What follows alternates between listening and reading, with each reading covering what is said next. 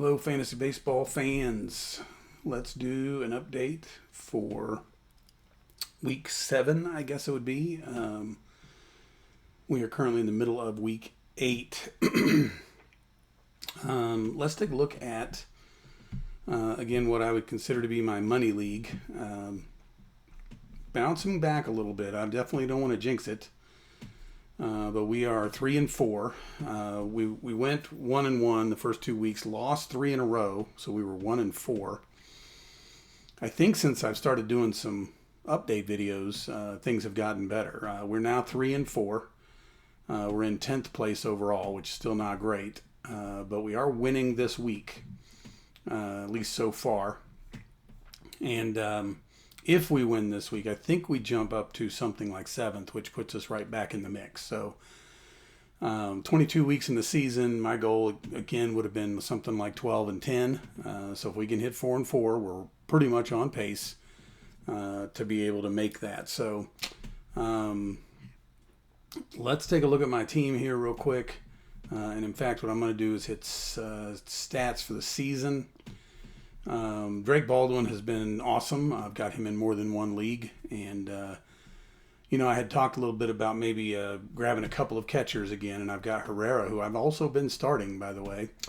And I thought maybe the combination of Baldwin and Herrera would make up for any advantage someone might have with Cal Riley. Riley's been awful this year. So those two catchers have actually been a gigantic advantage for me, I feel. Even though, it's been a little bit since we've been on the winning side of things on a consistent basis. But love Baldwin. Harper was my superstar. The first year I was in this league last year, I let Schwarber go. I should not have done that. So Harper's kind of my consolation prize. But the guy who's had Schwarber has kept him and may even get to keep him next year too. So probably just going to be out on that. Chisholm's been a huge disappointment. I really need him to come through more than he is, and I'm hoping that he does when the weather warms up. At least he says he will. Bregman also kind of a disappointment. Second and third, I'm really thin. And I need to either make some adjustments if I can or figure out a way to make things better there. Abrams has been fine. Jordan Walker, despite the fact that Yahoo projects him to not score every day, I start him every day. They usually want me to start Duran instead, and I just don't. And if you'll notice, Duran's at 115 and Walker's at 183. So I'm just going to keep on starting Walker. The one I've been kind of platooning a little bit is Crow Armstrong and Duran.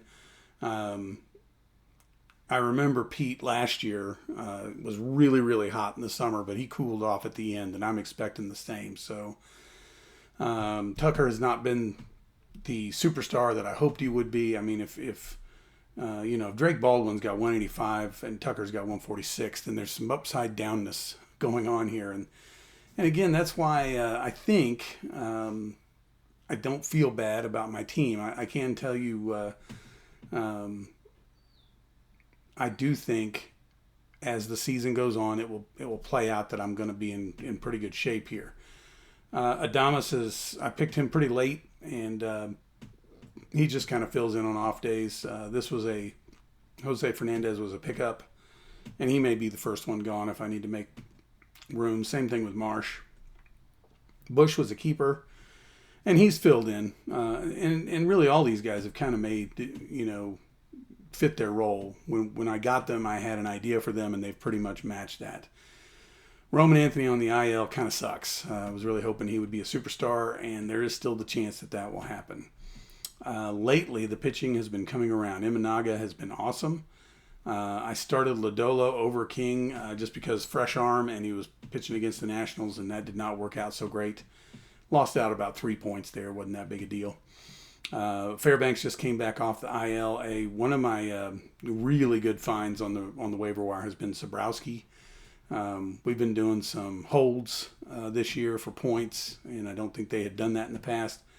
And he is the hold king, so I'm going to keep him, keep Fairbanks. One of my priorities this year, or I guess not priorities was I was not going to just go out and pick a great reliever. And I waited and I waited and I waited. I ended up with Fairbanks. He ended up on the IL. So I picked up Sabrowski, and he scores, 3 points ever so often, and really kind of keeps his ERA low, and just kind of does his job. And I love that. So Gavin Williams has been great. McClanahan's been okay. Sasaki, man, he's just about on the cutting block along with MI.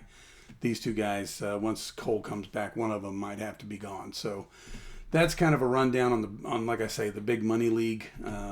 If I were to go into the stat tracker right now, since I am in the lead, I can hit this standings button over here. It would put me in 7th place. 6 teams make the playoffs, and I'm really only a game out of second, game or two, depending on tiebreakers and that sort of thing. And if I can start scoring some points, I think I'm going to be fine.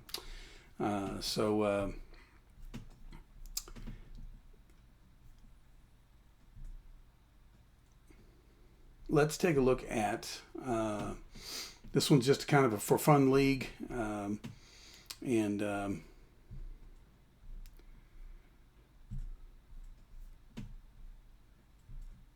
doing really well actually, up by over 100 this week, and if things stay as they are, I'll be in 4th place at 3 and 5. I think I'm second in the league in scoring in this league, and 3 and 5, which makes no sense. So hopefully just keep grinding, keep on, doing my best week to week, and then it'll sort of even out in the end. At least I hope so. I have not seen a fantasy baseball team as dominant as this Tuna Fish team is up here. He has just been killing everybody. Notice this week, though, I would be beating him. And Fort Myers is hanging in there, but man, he just destroyed me. He doubled up my points that week, and he's 1,000 points ahead of me as far as on the season scoring, and I'm second. So he's been talking a little smack in the chat, and just I kept reminding him it's a long season and things can change. So I have had both. I've had teams that kind of barely snuck into the playoffs, and I've had teams that dominated all year. And I would always be that team, if given the choice, the one that sneaks in. You got nothing to lose at that point. You can just get hot and see what happens. The pressure's squarely on the team that's been winning all year. So anyway, that is, like I say, just kind of a for fun league. I won't necessarily pick apart the roster here,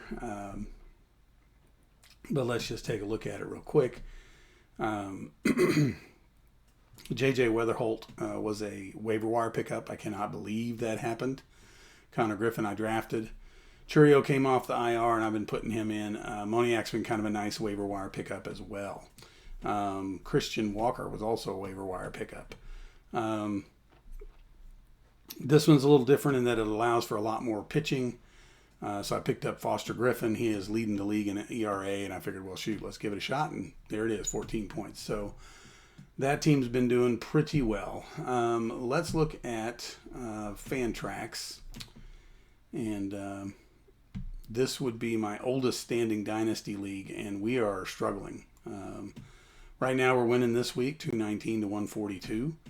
But when I go to the standings, I am 6-6. In fact, I lost to the league average by like a point or two recently, and that really kind of irked me. So these 4 teams are separating themselves. Very happy with this second place team. One of my very best friends of all time, and takes this pretty serious and really wants to do well. So glad to see that team is doing well.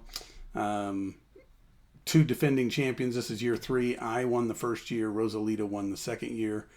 And looks like we will still be kind of in the mix when it comes down to it at the end, at least for now. Really hoping All Rise here can make a charge. He almost kind of gave up last year and decided to give it one more try. And I've been waiting for him to catch fire here and maybe come up and grab some of those teams right in front of him. So we'll see how that goes. And then the only other league I have is this one here.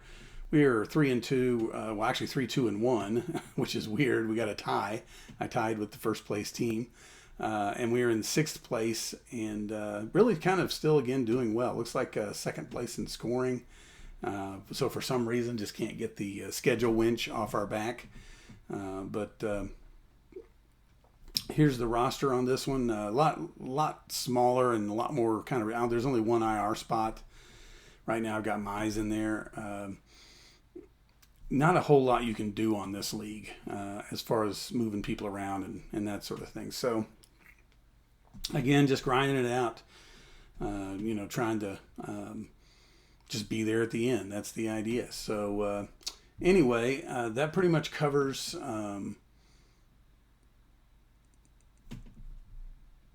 what I was trying to do as far as baseball update for this week. And we'll just keep on keeping on. I do have some pretty interesting fantasy football updates we're going to get to hopefully today and tomorrow as well.